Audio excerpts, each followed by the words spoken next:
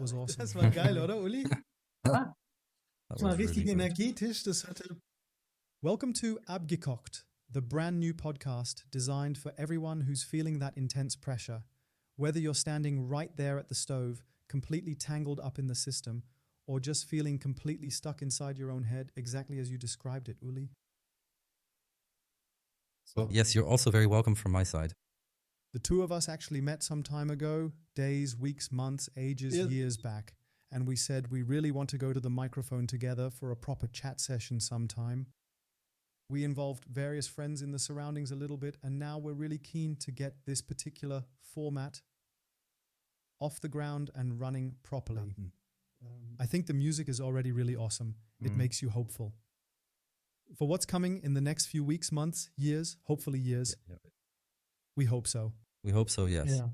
Sitting across from me is Uli Rohrmeier. I'm Matthias Rilling. We plan to release an episode every month on the first Monday in a ready-to-go format. What was the thinking behind your idea, Uli, when I first approached you about getting in front of the microphone?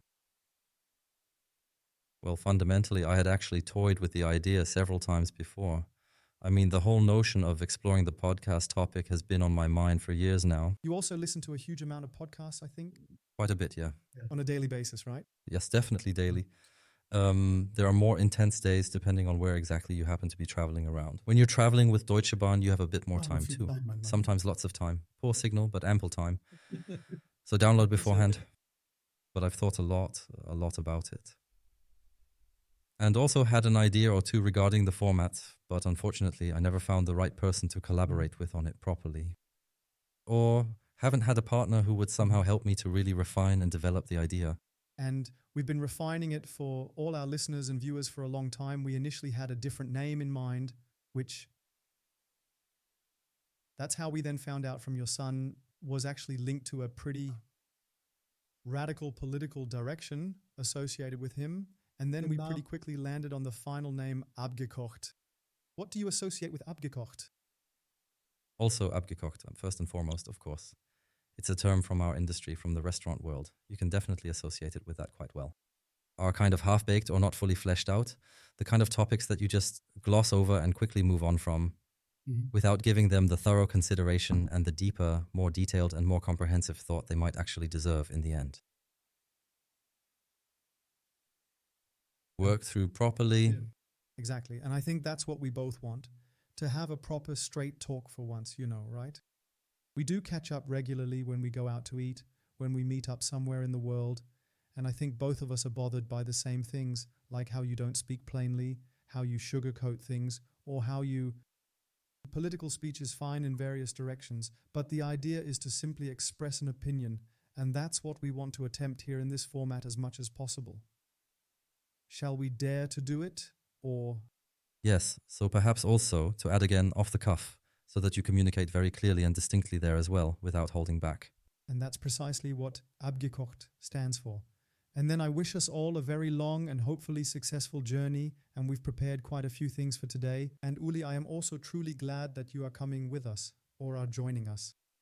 Joining us, yes. With the two of us. We go together. At this point, it should be said thank you very much to, as mentioned, the Imaginery birds. That's an awesome, rocky PY. That said, you've also spelled it out clearly enough, so our intro doesn't claim to be chart number 1 someday, but is specifically designed to be rough, loud, and absolutely packed with raw energy, and the guys completely nail that particular aspect of it. But a big thank you also to goodBytz. Whenever someone talks about culinary delights, this Hamburg-based company has to be mentioned right away as they support us financially. That's a company that specializes in kitchen robotics. Are you already quite familiar with that subject, or is it more of a new area for you? Yes, I've been involved with kitchen robotics for a while now, and I was actually, fortunately, made aware of the company and have been working with it quite intensively, really diving deep into their technology and their entire system. Exchange, I had written down 2 or 3 things, and when we talk about the future, then we inevitably have to touch upon the subject of the Hamburg company. It's a genuine game changer, Uli, an absolute and total game changer, honestly. That's a fantastic word in gastronomy, with smart kitchen robots that don't just assist but structurally transform and revolutionize the industry with their top-tier technology. Game changer was my stumbling block. I'd probably end up nominating that for something like non-word of the year eventually, but you're a real fan of it. Or actually, at first it wasn't even really a... Well, I don't actually have a problem with the word itself, because when you really dive into the topic, and we've already discussed this before, that for me is actually a genuine game changer. I mean, the reason is simply that it's such an extraordinary technology, one that will undoubtedly transform the entire industry moving forward. That's exactly why it's perfectly fine to call it that, you know? For all our listeners, we actively draw our inspiration from the regular podcasts we tune into, as well as from the various external observations we've consistently made over time. That we want to do differently today. Today, we're launching with a food service podcast. I think that's a pretty good way to describe us. We're always tackling new topics. And the phrase I mentioned was the revolution happening in the kitchen, in gastronomy. I recently came across another news item about a revolution. I read that the entire dress code on board the Ada ships has been completely revolutionized. Mm-hmm. Have they now made it officially mandatory that certain restaurants must enforce a specific dress code, and now you're required to? Wear closed shoes and long trousers. That's quite the revolution, isn't it, Uli? Okay, I would have spontaneously assumed you were talking about employee uniforms, right? So that you're revolutionizing something along those lines. But you're talking about... I'm referring to the guests. The guests, you know. Yeah. That means from this point on, I'm definitely going to have a pair of long pants. But you just said in certain restaurants. So I'm of the opinion, I mean, that's how I read it, that it's everywhere on the ship, but it's of course... Everywhere on the ship. They can't possibly manage that. I really don't believe, in all seriousness, that the entire crowd on an Ada ship just walks around the restaurant in long pants. That's when I thought to myself, okay, you're in vacation mode and you want to relax. You really don't want to be told exactly what to wear there. So you don't end up saying, okay, I'll put on long pants now. So if he actually decides to do a Scandinavia tour here in November, then they'll all be wearing long pants. That's why I'm not worried about it. But that's exactly why. So if you were to go to the South Seas now, for example, it's adventurous to demand that.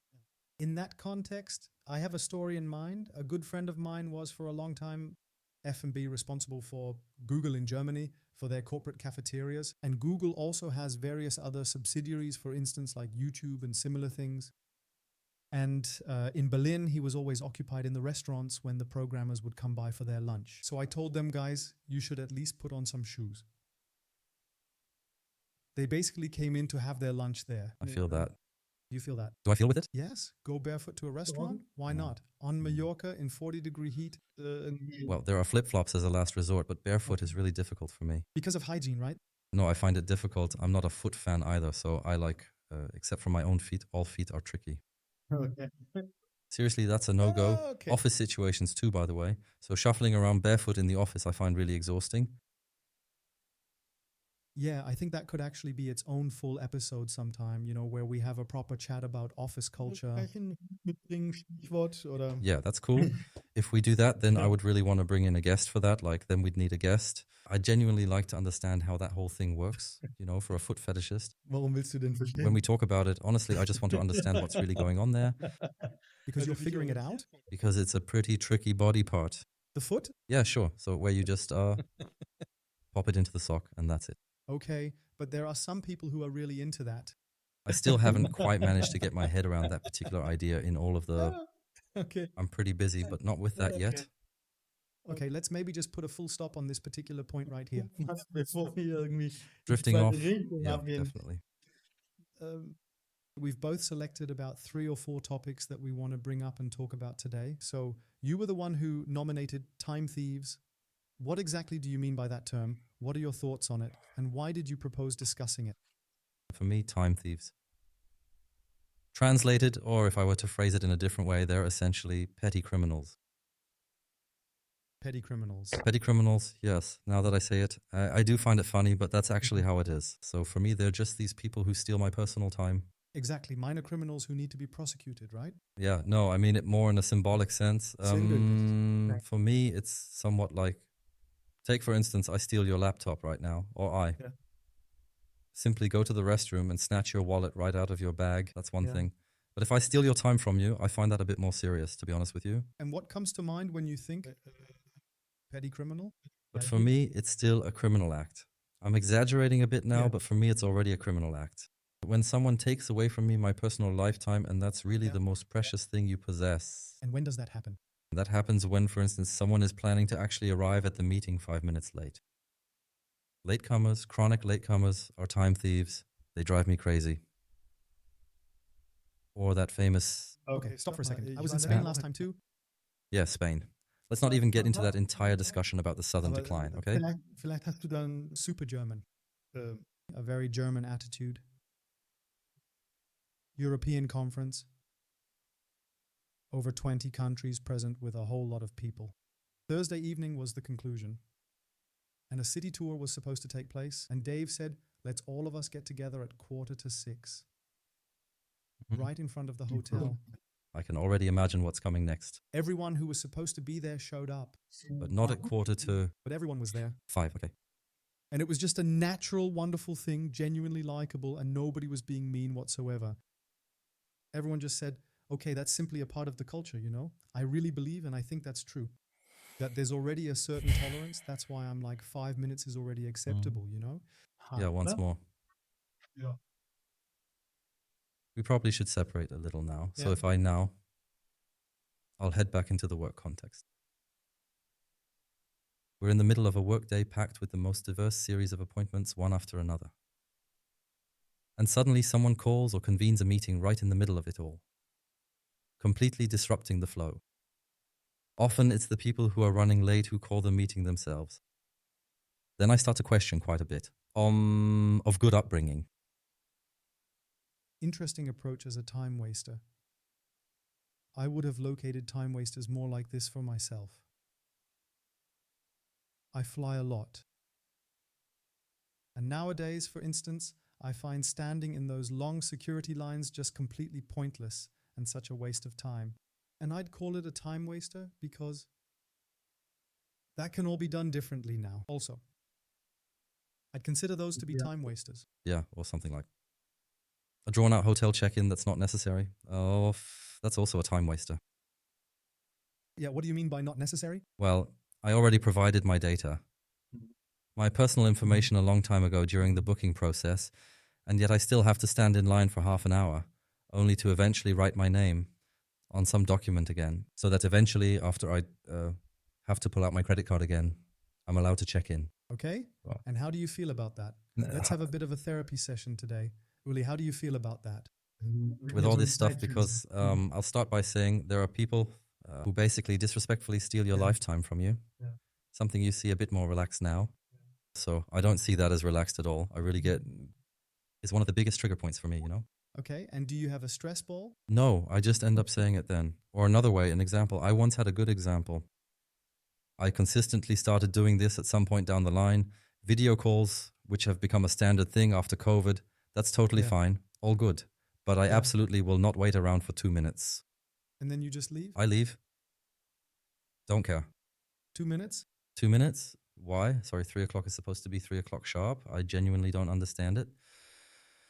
There's a clock, there's an alarm. Why the extra 2 minutes? Or someone texts me at 3 o'clock and it's 2 minutes later. I mean, that's perfectly fine too, no problem. Info, communication, letting me know, all cool. But just leaving someone waiting like that is tough. Okay. Could you transfer that to the restaurant scene? Like saying you reserved a table for 8 p.m.? And you just get parked at the bar for 10 minutes first. You can do it that way if you're the Yeah. one inviting and it's all relaxed, but it can Yeah. also go differently. I've experienced that Yeah. before too. And that would mean for you, you're a restaurateur and you give up the table if at 8:05 the guest who made the reservation isn't there. I could definitely imagine that. Ja? Ja. Yes, absolutely. Yeah, but then you'll really get into trouble, I think. But even there, I might be a bit fussy, though I reject the word. He'll likely be willingly Yeah. unpacked by me in that situation. But Yeah. if I had, for example, reserved a table for 8 o'clock and I don't manage to get there in time, then I do have a phone where I can dial a number to say I'm stuck in traffic, I'll be 5 minutes late. That's right. You can certainly do that. For me, it's purely a matter of respect. Phone is a good keyword. When was the last time, or actually in the past 3 years, you didn't do something you used to do 5 years ago? For example, phone, that's what I had in mind. So when you observe the restaurant industry and when you see which things change and which things become completely taken for granted. For example, I reserve a table and have to pay in advance for what I consume. Is it accepted here and there today? It's a truly revolutionary idea. Do you find it accepted, or do you find you just have to live with it? That it's just the way it is, so it's demanded, but is it truly accepted? Yeah, I think so. In a certain genre, it's accepted. Because at the end of the day, you're buying a concert ticket and the artist has to make upfront investments too and has to organize everything somehow. yeah. So you have a chef who has to buy all the groceries, who has to have everything prepared. I think that's perfectly legitimate. But to circle back to your point about the telephone, when was the last time you actually picked up the phone yourself in the last 3 years and personally called up a restaurant to book a table, something that was still completely standard practice maybe 5 or 6 or 7 years ago, don't you think? Yeah, Das findet actually, ja heute nicht mehr statt. Das hat sich verändert. yeah, you're right now that you mention it. So if ever I did so, well, yeah, pretty much the case. Well, yeah, okay. There is, of course, I live a bit more rural now. And there you do have your own Da gibt es kein WLAN. number.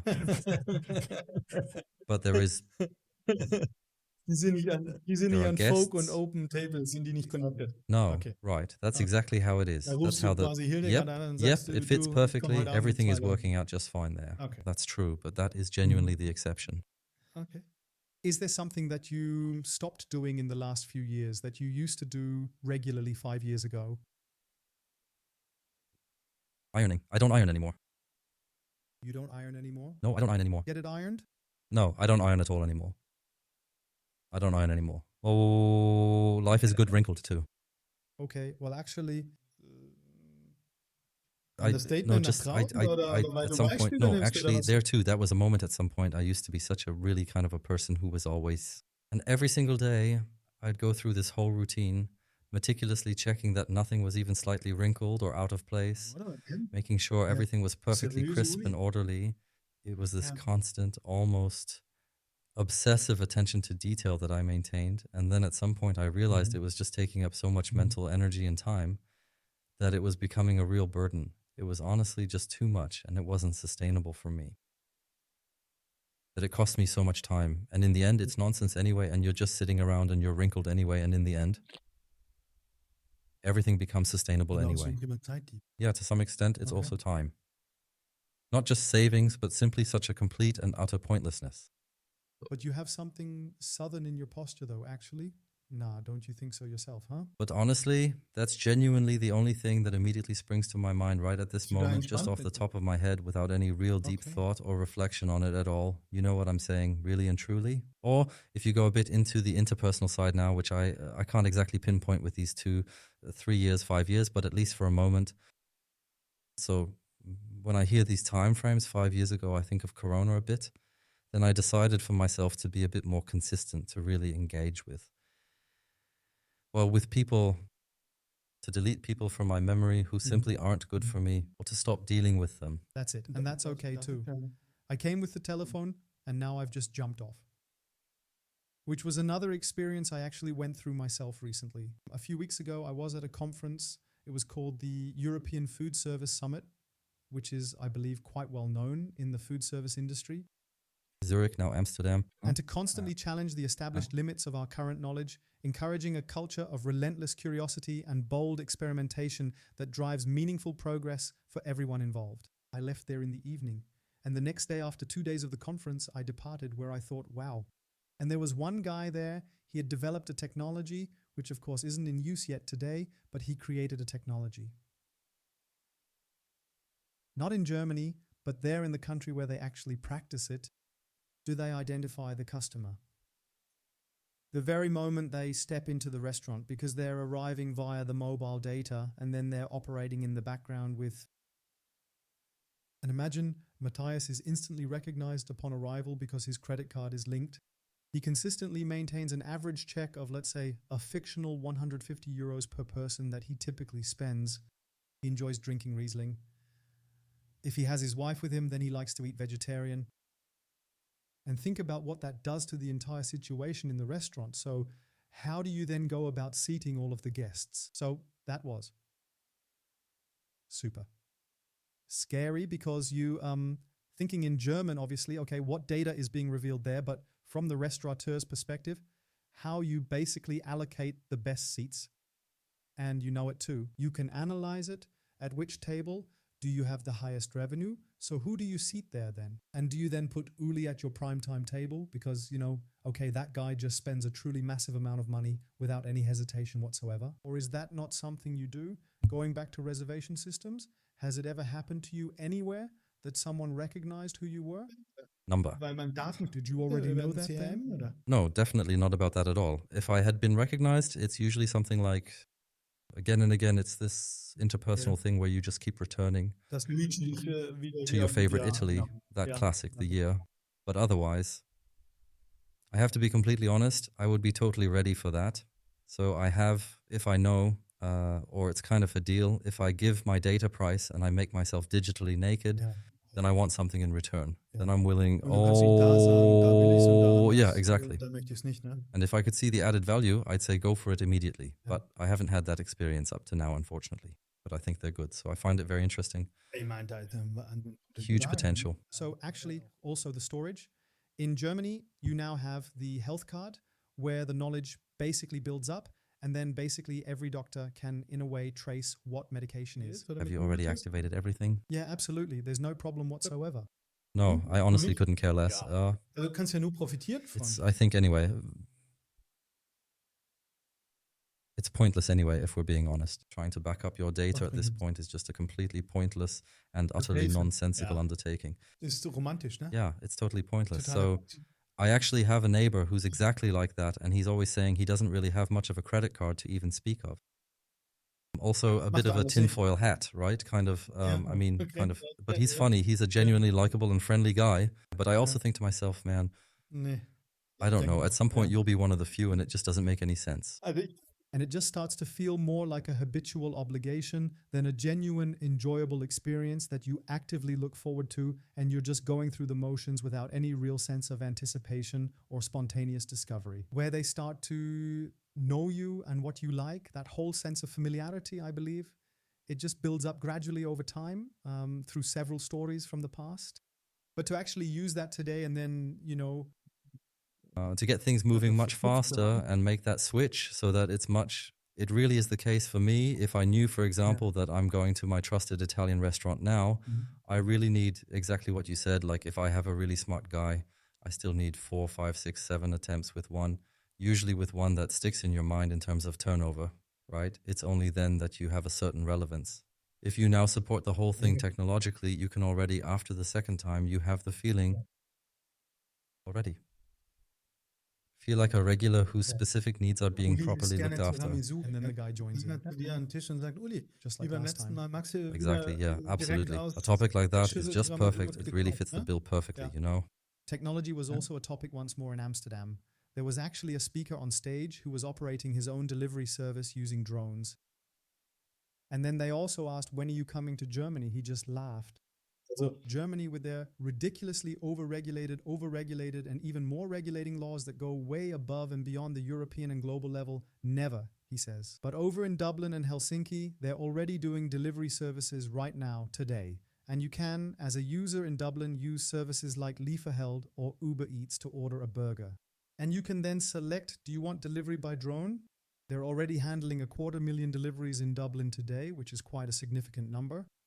Can't wait.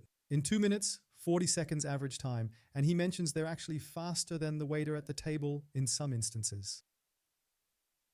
What's their actual prep time then? Okay. The thing flies in just a few. It's not far anyway. Yeah, so from the delivery point, I mean. Von der From Gastronomie. takeoff to the destination, 2 minutes 40, that's something no cyclist can manage. And that's exactly this disruption, or well, the change that you no longer have to deal with winter or rain anymore. The whole road traffic is really super dangerous, you know? The only thing you have to provide is 1.5 square meters of space. Landing area. Yeah, no, it doesn't actually land, the drone. Yeah, that's right. It hovers at a height of 15 meters and lowers a cable down. Yeah, no, the drone itself doesn't actually make a landing or touch down on the ground at all. You've got it exactly right. It just ascends and holds its position, hovering completely steady at a height of about 15 meters up in the air. And then from that fixed spot, it begins to carefully lower a long cable all the way down to the delivery point. Yeah, wild. So, have you actually tried it yourself? Nein, You've got the wir haben Bilder setup, gesehen but you haven't personally been grilled Nein, ich down bin there jetzt yet? I'm actually scheduled to go to Ireland, and I also, because he then spoke very openly and said, okay, just get in touch with me on LinkedIn. And done. And of course I did. I actually have to go to Dublin for a project, and he's going to show us around. But then I would actually report about it next year, you know, and share how it all turned out, because we are definitely going to order something from the hotel all the way up to the top floor, you know, and then you just need to share your GPS location directly through the Uber Eats app. And then, you know, technology directly knows where to fly. Crazy, what kind of possibilities that creates. One more story. Die ich erzählen möchte, ist, And they have the ultimate goal of completely dominating that entire market segment and essentially controlling the whole food delivery and logistics space with their service, leaving very little room for any competitors. Whether it's for medications, similar to Amazon, but also transportation and logistics services covering the entire delivery ecosystem, just like them. Dog food and such. Ja. All. Hundefutter, na klar auch, ja.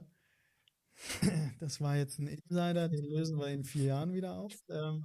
Aber what she stated was that she's absolutely convinced that within 10 years, maximum 50% of all delivery services across Europe will be handled by humanoid robots.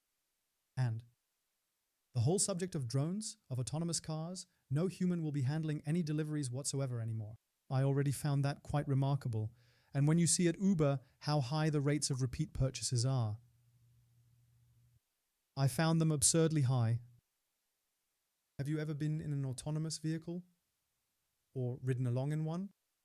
Yeah, in San Francisco, actually. That was the one and only time I did that. So does that mean you were driving a taxi? Taxi driver, yes. When was that? So definitely before Corona. Okay. But I don't like to commit. Yeah, that was a few years ago in any case. That was, I believe in San Francisco, there was this, I don't know if it was a test, but it was relatively new. And you could drive autonomously in the city, but it was genuinely really cool. So it was just fascinating to see how such incredibly advanced technology can actually be that amazing. But it didn't really grab me that much, though. I believe that, or you hear that it's already being practiced across the pond today, that it has become totally normal. Where we once had the truly incredible and unique opportunity to visit some genuinely outstanding and memorable culinary destinations, places that really left a significant and lasting impression on us, and which we absolutely feel are worth sharing with everyone looking for an exceptional and remarkable dining experience that stands out from the rest. I wasn't in San Francisco. Warst du nicht in San Francisco? No, unfortunately not anymore. Okay. If you had to really narrow it down and select just 3 specific dining spots, what would be your definitive, absolute top restaurant recommendations that you'd personally endorse for our audience? What's your number 1? And why? I'm just recalling something that wasn't too long ago. Yeah. Number 1 is a pretty strong word, but what was a truly great experience and also a really lovely evening was at Henrik's here in Hamburg. That's Damtor, Grand Elysée, around that corner. And that was because, well, first of all, it was a super location, already an elevated standard, but it still felt very relaxed, which was actually quite good and nice. Super food. But what blew me away was the service. The service was super. Really very, very attentive, spot on, you know, just perfect. Really relaxed, but not too casual. So it fit the ambiance perfectly. Mm-hmm. And that for me is always kind of the deciding factor. Obviously, what's on the plate is also important, especially given the somewhat higher price situation. But it was exceptionally good. What I found funny, that's why it stuck in my head a bit, I was sitting on this chair and I thought, it's broken. No idea. I thought, like, my God, do you say something? Do you say nothing, right? Do you swap it out? No idea. So I was a bit unsure and thought, like, man, why does it always bend downwards like that when moving, huh? Yeah. And then I thought to myself, why not just ask, right? Mm-hmm. So I said, quick question, could it be that the chair is actually broken?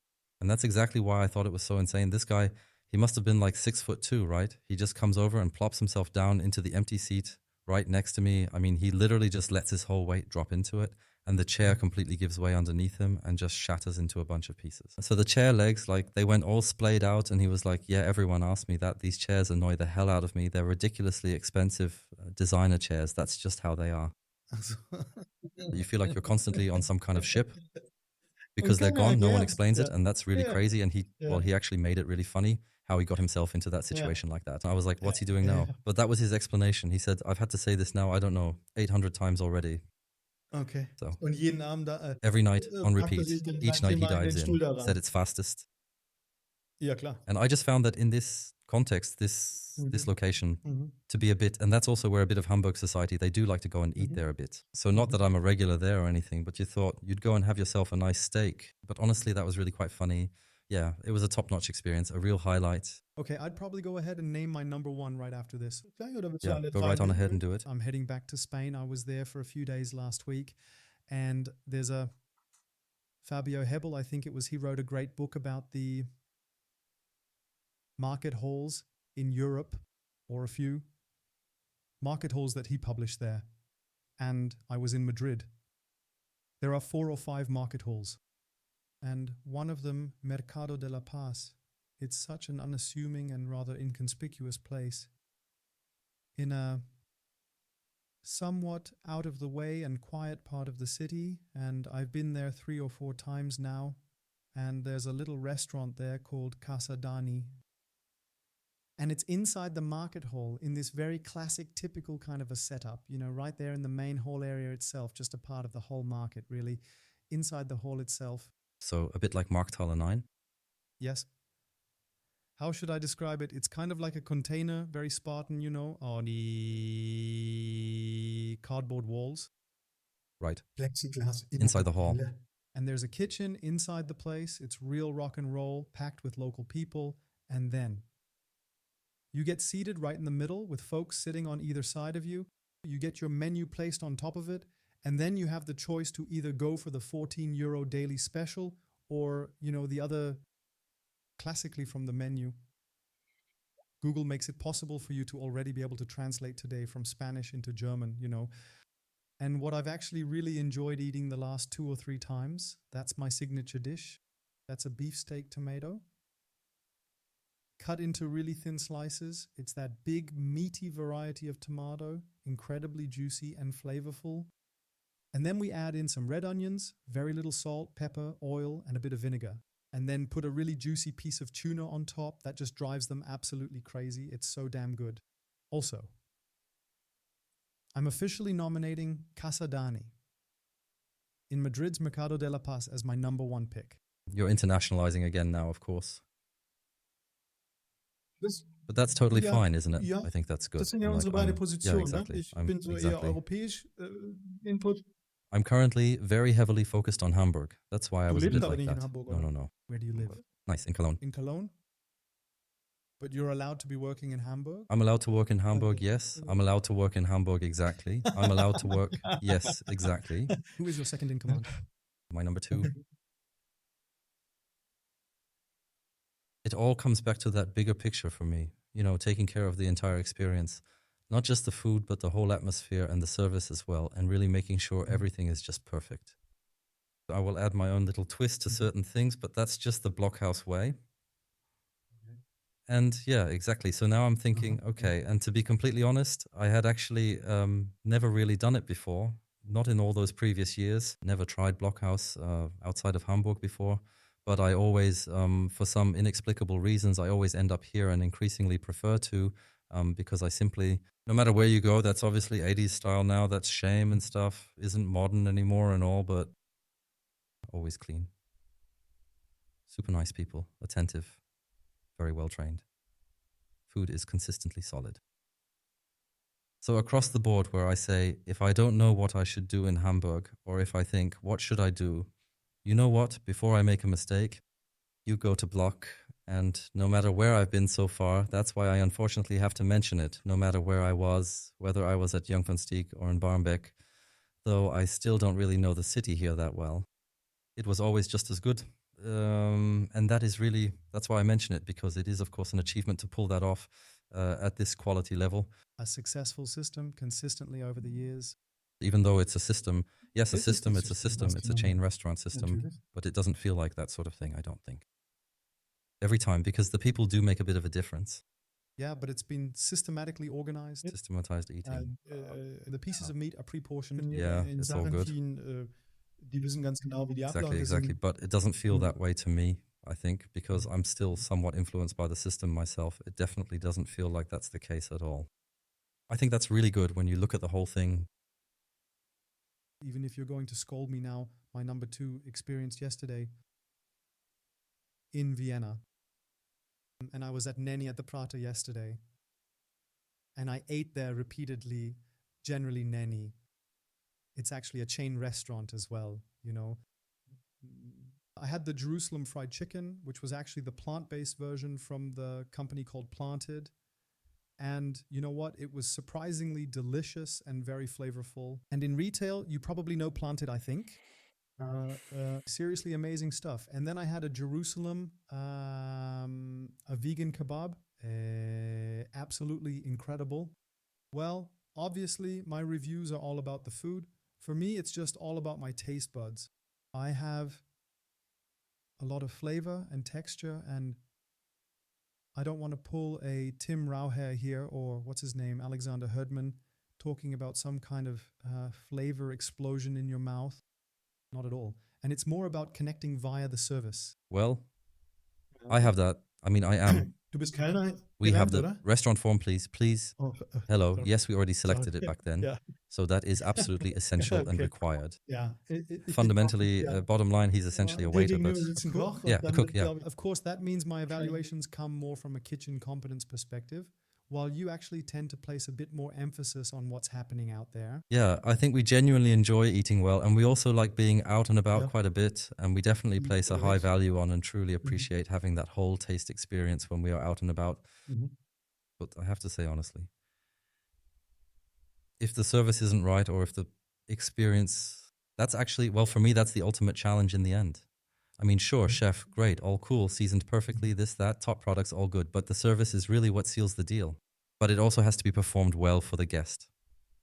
And that's a bit like this, yeah. That's just this holistic aspect, and it all has to click, and that's what the service really makes the difference in the end. Also, advice. Sometimes you go to a restaurant and you wonder, no, not why. Why would actually be a good question. And you just stare at it, feeling completely overwhelmed by all the choices, so you just can't seem to make a Und final dann decision. wünscht der Uli sich, That the waiter notices that, or the service staff notices, okay, that he der Uli ist los und ich empfehle dir No, was. I'm not that brazen, and I don't have the expectation that he recognizes that, but I have what I feel like, man, what's going on here? What would you recommend to me? Let's hear it. And when you have someone who says here, we had that exact same thing ourselves once before. We were at Pesca, weren't we? We also asked, eventually we asked, what would you recommend to us? Yeah. Because we didn't know what to get. It's nice when they say, my favorite dessert is this. So you just have it. then I'll try that. Then just go ahead and give it a try, and he'll be happy whether it ends up being your absolute favorite dessert or just goes boom. Vielleicht hat er es He einstudiert. delivered it in such an incredibly authentic way, and it truly makes you feel happy. So, who would you say is your number 3? I'm back in Hamburg, sorry. Ja. Du gehst I nur in only ever Hamburg eat essen, out so. in Hamburg, seriously. No, but now No, there's no food service in Cologne, right? yes, but I honestly can't really think of anything right now. We're talking here, you Nummer asked me, 3. number 3. Ja. Ja. And this is absolutely nothing. No star, no nothing, no thing. This is Schorsch. Schorsch? I don't know, but I think on the Rampart, right? the Rampart, exactly. Yeah. And it's Hamburg's best shashlik. The best shashlik you'll find in Hamburg. Yeah, a dream. Describe it. Yes, describe it. It's just very rudimentary. Let's call it, I'll get to it today, and I would actually be quite a good match for it or something like that. Googelt immer nur. Ah. Im Positiven. Nee, okay. No, well, I mean, you Ja. could maybe put it like this. When Yeah. you're having a bit of trouble with something, but you still got to just go for it, you know, dive right in and give it a shot, and Okay, then you'll beschreib see mal how it Uli all das turns out Schlick. anyway. Siehst du denn als Gast, It wenn could der- even be wenn du something like reinkommst? a window out there. You'd probably still be able to spot Yeah. it or make it out eventually, if you get what I'm trying to say here. Mhm. He's lying in a puddle of oil. Ja. Yeah. and just slowly Okay. stewing there. And the really great thing about it is because he stews away for such a long time, he's just butter tender. It's a dream.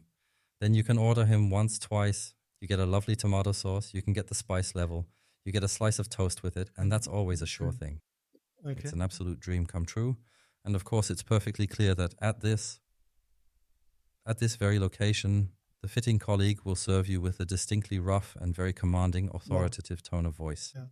Und zu But welcher that Uhrzeit creates gehst the du da in der shame. Regel Nah, hin? at Morgens lunch, um 3 oder? mostly when I feel like it, or, well, when I think in the evening. You're arriving late in Hamburg. Before I look for anything else there, I'll quickly stop by Schorsch's. It's just near my hotel. All right. All good. For everyone listening who may not know the Shanzi area well, it's likely near the Millen Gate corner. No, near. Yeah, that's fine now. Near the Reindermarkthalle. Yeah, it is the Millen Gate. Yeah, sure. Yeah. Come on. Yeah, okay. That's the location right there. Okay, really, really uncool. I travel from Madrid via Vienna to Berlin. Und ich So gehe. you ended up here then, right nearby in this general vicinity, I suppose. Yeah, that's right. Da bin I ich in ended der- up at in this der- little kleinen- coffee shop and I'm nominating it as my spot for my final weeks from 9 to 3. Midtown, the Magic Market coffee shop, they open up in the morning around 7 or 8 a.m. and they make bagels. There's specialty coffee drinks, so you have various coffee bars in Berlin. And why did that stick? I was there with a good buddy having breakfast. And you can, of course, for a proud, what was it, I think €9.70, eat one of those bowls. Yeah, but is it, yeah, Ja, Joghurt a mit little Mist. bowl or a bowl? Nein, ja, nee, so Yeah, eine but is it a little Cola, bowl or a Joghurt. But Grosser, tell me, are the na, portions ja, actually pretty decent? If they're überschaubar. modest, then it's Überschaubar. expensive. That's Nein, fine. It aber was actually the complete nein, opposite of das war den inexpensive, to be Preis perfectly wert. honest with you there. Yeah, Die really, waren it gute truly, Nüsse. truly was. Ja, But das waren impressive. gute Nüsse. And Was mich what da- really stuck in my head was this one particular bagel. It was just incredibly delicious and so beautifully presented.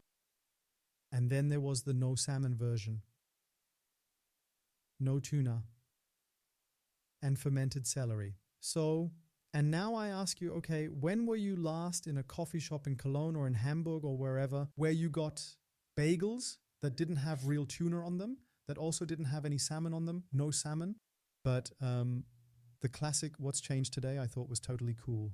And then fermented celeriac slices on them, tasty. So Also are they richtig- fermenting those ja, in-house richtig, themselves or richtig what? geil. So Ja, it's a bit richtig handmade geil. and there's some Das real fand ich thought gut. behind it. Da, Nice. Mitte recommendation. So next time in in Berlin, Berlin. Hackische Höfe. Exactly. So that was our modest little contribution of knowledge sharing. And TripAdvisor recommendations from Uli, Matthias, for all our travelers out there who want to treat themselves to a little something special along the way. As they say, we'll link it in the show notes. Good, Uli. Crazy, right? Yeah. Speaking from a Ja. non-podcaster's perspective or from the viewpoint of Okay. someone just starting out. Yeah. The show notes are published on Spotify or that wasn't really mentioned and encouraged. We'll do that again later on. So there's also a proper call to action for all of our listeners and viewers, of course. No, we'll definitely link to it. And we're also posting on Instagram simultaneously. So make sure to follow us on Insta as well. And we're planning to present our top 3 there repeatedly in the coming days and weeks. Because Uli is a professional food photographer and I am one as well, we absolutely love capturing these moments. Then we link to them so you can easily go back and revisit them later. But you had another topic you were wanting to discuss, particularly given that we're in the food service industry. Then you had, and we're not talking about the blood drive right now, but you had phrased that pretty drastically as well. I'm literally hemorrhaging from my gastroenterology department right now. I phrased it so bluntly that one time because I'm posing this direct question to you. What would you picture happening if tomorrow 50% of your entire staff came to you and said, we're out of here? But why are they supposed to be gone? Exactly, I asked myself the same thing. So that's why, and I came to this question, I followed up on this question a bit because a few weeks ago I read a report in Foodservice. There was a study by Adobe Express or something like that. They basically found out or determined that in the restaurant industry, or this is then, of course, in food service, logically because of its placement in the hospitality sector, very specifically aimed at the restaurant industry. That was, I believe, about 76% before I start saying something foolish. In any case, it's a high percentage of employees who are looking for a new job within the next 12 months. I thought to myself, this is the skilled labor shortage, but it's a tough number. Mhm. So that's why I decided to take a much closer look at this study, because I really wanted to find out if it was just Warum? about the hospitality sector or the overall Ich situation. meine, warum die da raus wollen. Yes, exactly. Well, that Ja. the reason, but what interested me was, is it just about the hospitality sector or is it more general about all industries? So is this actually a general topic? Does everyone plan on changing their job in the next 12 months, and why? That's why I checked the study. And what fascinated me was, obviously it wasn't just hospitality surveyed, but across all sectors, all the other sectors. What fascinated me the most was, because we've talked about this a few times already, the skilled labor shortage. Why? Why can't you get people anymore? What is that? And then this topic always comes up, work-life balance and the 4-day week and working less, earning more money. So it's a whole bogus mixture, new generations, I don't know what. And funnily enough, though, it was still a top factor. So 52% of respondents across all industry sectors, not just the hospitality field, say it's about the money. And that genuinely surprised me, because it's actually something that's always getting mentioned here. Mhm. The whole concept of a 4-day week, working less, work-life balance, just staying cozy at home, all of that stuff. So I'd already been there, which is why it was good that I went back and checked or sort of read up on it a bit. And another aspect that I found absolutely fascinating about it was, Yeah, but what's the solution then? You pay more. And then you end up with 80% who don't want to go to your restaurants because you're charging more. yeah, the solution. Out of the question. Mhm. So Mhm. I haven't gotten that far Yeah. yet, because obviously the solution, which is to just keep paying more money, that's not a solution in the long run. You certainly Wenn have die to. Preise erhöhen, dann ist das Schnitzel 30 Euro. Yeah, teuer. exactly. Nobody's going to Zahlt's ja pay for keiner. it. So the topic is really, what do you call it? An Everdang story. But for me, it was genuinely very interesting to take a look at where we stand as an industry in the overall picture. So Yeah. who's super happy with their job and who isn't? We, unfortunately, are, of course, in that group. We are absolutely trailing behind.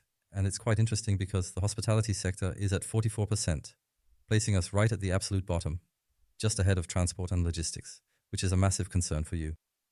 Then I thought to myself, wow, both of us are actually working. Okay, well, not wow, because we already know that, but we are still way, way behind the rest of the pack. It's not entirely sad, because the restaurant experience was genuinely quite emotional for everyone involved. And yet the people working there are somehow completely unhappy and frustrated. Yeah, sure. It's pretty contradictory though, isn't it? Yeah, on one hand it is, but on the other hand, you also kind of know why. So when you still get to see, of course, how some of the staff members are actually treated in practice, how they ultimately end up getting compensated financially for their work. The issue of minimum wage is always a topic, unfortunately, especially in our industry. It's always an issue. No offense, but this idea, you trained as a waiter, so what else could you possibly do, right? It's just seen as a simple, unskilled job. That's all there is to it, really and truly. And that's precisely the problem we're constantly facing in this field. And therefore, I believe one should really start thinking and actively working on addressing this issue, because it's a problem that affects the entire industry and the way people perceive these essential roles. Why we lack skilled workers.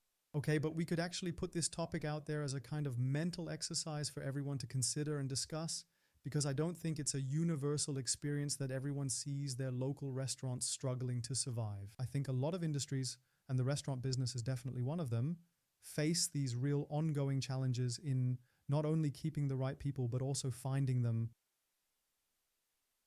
I think there are also really good, many examples where that works. Dahls keep popping up for me on LinkedIn right now. Robert and Ulrike Dahl from the Erdbeerhofen, who, just to remind you, during the Food Service Forum last year, Robert had clearly articulated the goal of ensuring that every single German citizen would be within a 3.5-hour drive of a Carl's Eden. That was the strategy last year. Dieses Jahr sagte Quarter of an hour, right? ich glaube, An hour and a 1,5 half. Stunden Fahrzeit. Yeah, ist or I jetzt actually reduziert. think it was even a Also little bit longer than that. Yeah, but just insane. Wahnsinnsexpansionsrate haben But die. they open up a huge number of locations and recruit tons of people at every single spot they have going on across the board. And what you said earlier, I think that really depends a lot on the philosophy, on the attitude, on the restaurateur who's ultimately able to get on board with it as well. On an equal footing as well, right? Ja, Exactly. genau. Und ich Respectful. glaube, You find the people, you just have to offer them the right thing. So to say, like 30 years ago, 8 o'clock in the morning is when the shift starts in the kitchen, and that's just the way it's always been. To be totally inflexible or to accommodate private needs, that's no longer up to date today. And then if you're paying such absolutely crap wages, you really don't even need to bother anymore. Definitely. Yeah, exciting. Uli, I think that was already pretty good today. Schwab would almost certainly say it was perfectly fine. It was all right. Yeah, exactly. Well, And Schwab is my name, right? Yeah. Oh, yes, sure. That's why. I didn't say anything. I compliment enough. I didn't quite get that now, but it's okay. Ja, das ist ja, Yeah, das it's good. geht Sounded mir really mal. good. Ja, das hat sich gut angehört. Happens to me sometimes too. What do we want? We want to bring topics in here every now and then. We actually forgot to do it today, or rather, we intentionally decided to park it for now. The topic of social media, which we want to discuss in future episodes, especially the topic of LinkedIn, is really burning a hole in our pockets. So what else is on our agenda? We've got this fan club section where we're planning to invite a new participant next time. We both travel a lot. We sleep in hotels very often, which is why the category for the fan club nomination is the one we'll introduce next time. And yeah, we really appreciate all the feedback you've been sending us.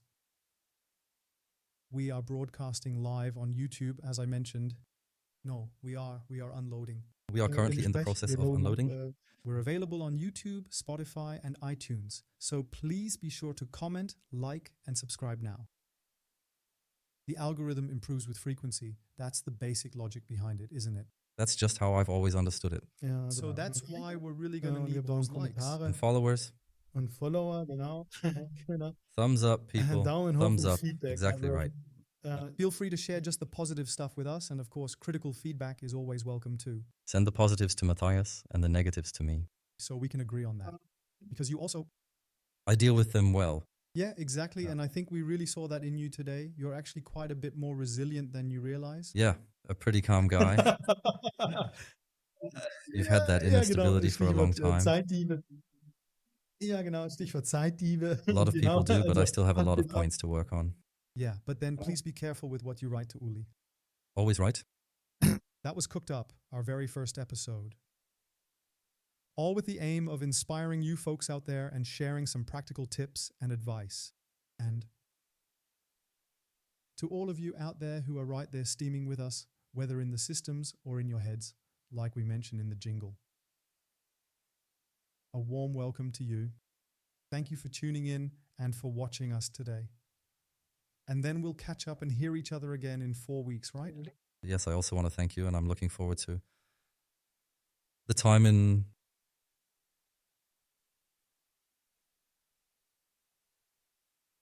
Okay, And for a pretty good number of weeks.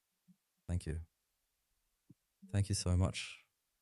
We'd be absolutely thrilled if you could drop us a comment down below. We genuinely read every single one and love hearing from you. Don't forget to leave a rating for the podcast wherever you listen, and of course, hit subscribe to stay up to date with all our latest episodes.